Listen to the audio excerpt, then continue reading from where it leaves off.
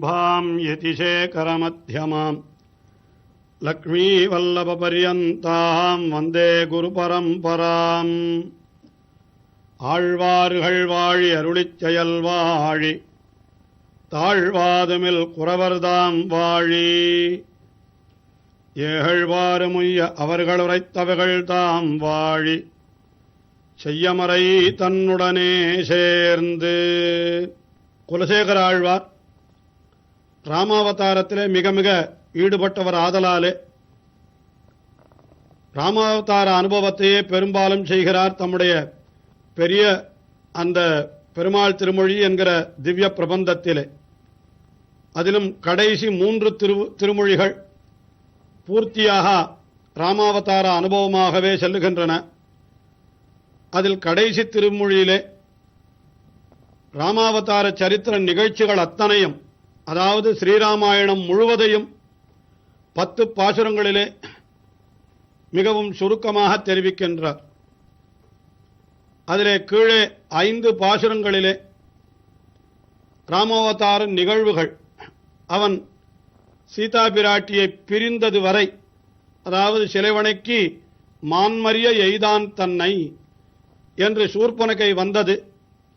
அந்த சூர்பனகையை அங்கபங்கம் செய்தவுடனே அவளை அப்படி செய்ததனாலே கோபம் கொண்டு அவளுடைய தமையன்மார்கள் கரண் தூஷணன் என்பவர்கள் 14,000 ராட்சச சைன்யங்களோடு வந்து ராமபிரானோடு போரிட அவர்கள் அனைவரையும் அழித்து விட்டான் ராமபிரான் என்று அந்த விஷயங்களெல்லாம் வலிவனக்கு வரை நடந்தோள் விராதை கொன்று என்று அதற்கு மேலே எல்லாவற்றையும் தெரிவித்தார்.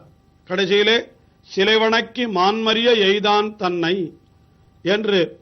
அதற்கு பிறகு ராவணன் மாரீச்சன் என்கிறவனை மானாக நீ சென்று அந்த ராமபிரானை வெகு தூரம் அழைத்துக் கொண்டு சென்று விட்டாயானால் நான் சீதையை கவர்ந்து விடுவேன் என்று சொல்ல, முதலிலே மறுத்தாலும் வேறு வழியில்லாமல் இசைந்த மாரீச்சன் என்கிற ராட்சசன், அதாவது ராவணனுடைய மாமனாக வேண்டும் அவன் மானாக வந்தான். அவனை பிடித்து தரும்படி சீதை கேட்டுக்கொண்டாள் ராமபிரானிடத்திலே. ராமபிரானும் அந்த மானின் பின்னாலே போனான். முடிவிலே அவன் ராட்சசன் என்று உணர்ந்து கொண்டு அவன் மீது அம்புகளை பிரயோகம் செய்தான். அந்த மாரீச்சனம் மாண்டொழிந்தான். இடையிலே ராவணனும் சீதையை கவர்ந்து சென்று விட்டான் என்று இந்த நிகழ்ச்சிகளை கீழே 5வது பாசுரத்திலே தெரிவித்தவர். 6வது பாசுரத்திலே அந்த மேல் நடந்த நிகழ்ச்சிகள், அதாவது சீதா பிராட்டியை பிரிந்தது, அதற்கு பிறகு ஜட்டாயு மகாராஜரை கண்டது, அவருக்கு மோட்சமளித்தது, கடைசியிலே சுக்ரீவனை சக்கியம் கொண்டது என்று இந்த நிகழ்ச்சிகளை எல்லாம் அடுத்த 6வது பாசுரத்திலே தெரிவிக்கிறார். தனமருவு வைதேவி பிரியலுத்து தளர்வெய்தி ஜடாயுவை வைகுந்தத்தேத்தி வனமருவு கவியரசன் காதல் கொண்டு வாலியைக் கொன்னிலங்க நகர் அரக்கர்கோமான் இனவடங்க மாருதியால் துடுவிட்டானை தில்ல நகர் திருச்சித்திரகூடன் தன்னுள் இனிதவந்த அம்மானை ராமன் தன்னை ஏற்றுவாரினை அடியே ஏத்தினேனே. தனமருவு வைதேவி பிரியலுத்து, தனம் மருவு வைதேவி, செல்வமே வடிவெடுத்தவளான சீதை பிராட்டி என்று பொருள் சொல்லலாம். அல்லது அழகு செல்வம் நிறைந்தவளான தனம் என்னால் செல்வம், அது மருவு பொருந்தி இருக்க பெற்ற என்னால் செல்வத்திற்கு அதிபதியான திருமகள் என்றோ இப்படி பிராட்டியாக வந்து அவதரித்தாள். ஆகினாலே அந்த சீதா பிராட்டி ராமபிரானுக்கு எல்லாவித செல்வமுமாயிருந்த சீதா பிராட்டி, அவளை பிரியலுத்து. இங்கே மாரீச்சன் பின்னாலே ராமபிரான் சென்ற பொழுது ராவணன் அங்கே கபட சந்நியாசி வேஷம் பூண்டு அங்கே வந்து அந்த சீதா பிராட்டியை கவர்ந்து சென்று விட்டான் அல்லவா. ஆகையினாலே அதை தெரிவிக்கிறார். தனமரு வைதேவி பிரியலுத்து. அதற்கு பிறகு என்ன ஆயிற்று என்னால் தளர்வெய்தி ஷடாயுவை வைகுந்தத்தேத்தி, ஜட்டாயு மகாராஜரையும் பிரிய வேண்டிய நிலைமை ஏற்பட்டது. ஜட்டாயு என்பவர்கள் பறவைகளுக்கெல்லாம் அரசர், அவர்தான் இவர்களுக்கெல்லாம் காவலாயிருந்தார் அந்த தண்டகாரண்யத்திலே. அப்படி காவலாய் இருக்கிற காலத்திலே அவரையும் குற்றுயிராக்கி விட்டு அன்றோ ராவணன் சீதா பிராட்டியை அபகரித்து சென்று விட்டான். அப்பொழுது அவரையும் இழக்க வேண்டிய நிலைமை ஏற்பட்டவுடனே ராமபிரானுக்கு மிகவும் தளர்வு ஏற்பட்டது. ராஜ்யாத் பிரம்சா வனே வாசா நஷ்டா சீதா ஹதோ த்விஜா என்று நஷ்டா சீதா சீதையையும் பிரிந்தேன். அதற்கு மேலே ஹதோ த்விஜா இந்த பறவையரசரான ஜட்டாயு மகாராஜரும் கொல்லப்பட்டு விட்டார். ஈதிருஷேயம் மமாலட்சுமி என்று இப்படிப்பட்டதுதான் என்னுடைய தௌர்பாகியம் என்று சொல்லி நெருப்பை காட்டிலும் இது எரிக்கின்றது என்றென்றோ ராமபிரான் சொன்னதாக அங்கே வால்மீகி ராமாயணத்திலே காட்டப்பட்டிருக்கிறது. ஆகையினாலே தளர்வெய்தி அதற்கு மேலே ஷடாயுவை வைகுந்தத்தேத்தி அந்த ஜட்டாயு மகாராஜர் அவருக்கு என்ன செய்தான் என்றால் மோட்சலோகத்தையே கொடுத்தானாம். அதாவது சத்தியேன லோகான் ஜெயதி என்று உண்மையே பேசுகிறவன் ஆகையினாலே எல்லா உலகங்களும் இவனுடைய கையடைப்பாய் இருந்தன, இவன் இட்ட வழக்காய் இருந்தன.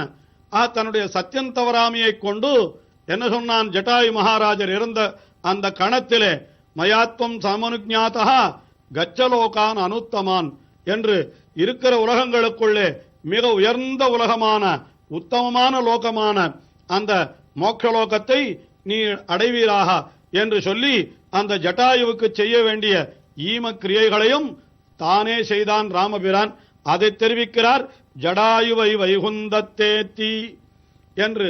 அதற்கு பிறகு நடந்த நிகழ்ச்சிகளை சுருக்கமாக தெரிவிப்பார் குலசேகர ஆழ்வார். எப்படி தெரிவிக்கிறார் என்றால், வனமருவு கவியரசன் காதல் கொண்டு, வனமருவு கவியரசன் காட்டிலே இருக்கக்கூடிய கபி அரசன், கபி என்றால் குரங்கு, அவர்களுக்கெல்லாம் அரசன் என்றால் அவன்தான் சுக்ரீவன்.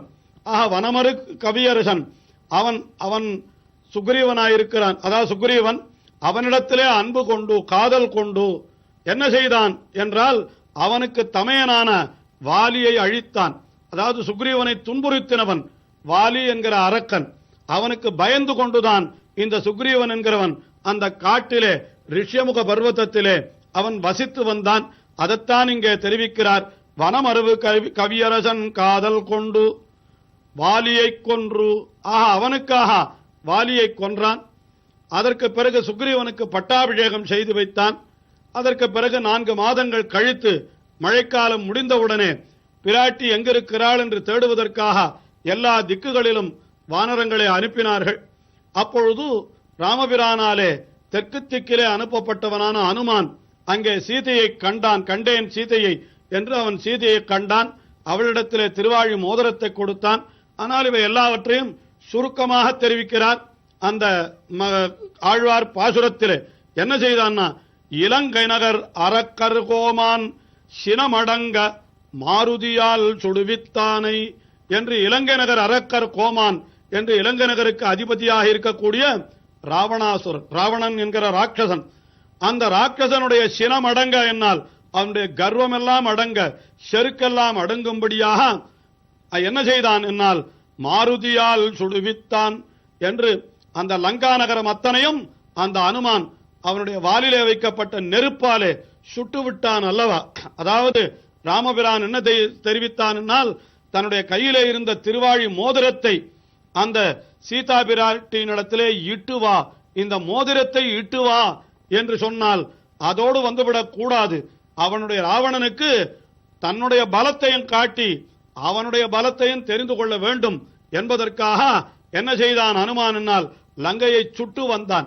அந்த அனுமனை பிடித்த ராவணன் அந்த அனுமனுக்கு தண்டனை விதிப்பானாக அந்த அனுமனுடைய வாலிலே நெருப்பை வைக்க அந்த நெருப்பை கொண்டு இலங்கை நகர் அனைத்தையும் சுட்டுவிட்டான் ஹனுமான். அதைத்தான் தெரிவிக்கிறார். அந்த இலங்கை நகர் அரக்கர் கோமான், அந்த கோமானான ராவணன் சினமடங்க அவனுடைய செருக்கு அழியும்படியாக என்ன செய்தான் என்னால் மாருதியால், அதாவது மாருதி என்பது ஹனுமானுடைய மற்றொரு திருநாமம் அல்லவா, அதாவது வாயுபுத்திரன் என்பது பொருள். அப்படிப்பட்ட அந்த வாயுபுத்திரனாலே சுடுவித்தான் என்று இலங்கை நகர் அத்தனையும் சுட்டுவிட்டான். ராமபிரான் இட்டுவா என்றான்.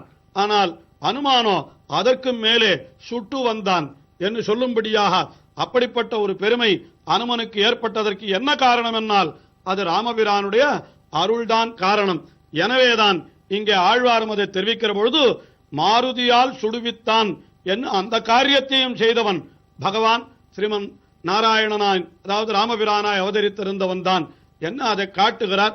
அதற்கு மேலே அப்படி அந்த சுடுவித்தானை அந்த எம்பெருமான் எங்கே எழுந்தருளிருக்கிறான் என்னால் தில்லை நகர் திருச்சித்திரகூடன் தன்னுள் இனிதமர்ந்தவம்மான் என்று இன்றைக்கும் நாம் காணும்படியாக தில்லை திருச்சித்திரகூடம் என்கிற திவ்ய தேசத்திலே மிகவும் இனிதாக அமர்ந்திருக்கிறான் அந்த எம்பெருமான்.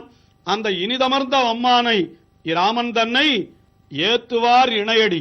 அந்த ராமபிரானை யார் யாரெல்லாம் ஸ்தோத்திரம் செய்கிறார்களோ அப்படி ஸ்தோத்திரம் செய்வர்களுடைய திருவடிகளை எல்லாம் நான் தலைமையிலே கொண்டிருக்கிறேன், அவர்களுடைய திருவடிகளை நான் துதிக்கிறேன் என்று இந்த பாசுரத்திலே குலசேகர ஆழ்வார் அருளி செய்கிறார். அதாவது எம்பெருமானுக்கு ஆட்பட்டிருத்தலை காட்டிலும் எம்பெருமானுடைய அடியவர்களுக்கு ஆட்பட்டிருத்தல் மிக உயர்ந்தது. ஆகையினாலே இப்படியெல்லாம் செய்து அதாவது அந்த ராவணனுடைய செருக்கை அடக்கினான். எப்படி என்னால் மாருதியை கொண்டு அவனுடைய செருக்கை அடங்கும்படி செய்தான். அப்படி செய்தவனான அந்த ராமபிரான் எழுந்தருளியிருக்கிற இடம் தில்லை திருச்சித்திரகூடம். ஆகையினாலே அங்கே அந்த எம்பெருமானை யார் யாரெல்லாம் ஏற்றி தொழுது கொண்டிருக்கிறார்களோ அவர்களுடைய இணையடியை நானும் தொழுது கொண்டிருக்கிறேன் என்று இந்த பாசுரத்திலே குலசேகர ஆழ்வார் அருளி செய்கிறார்.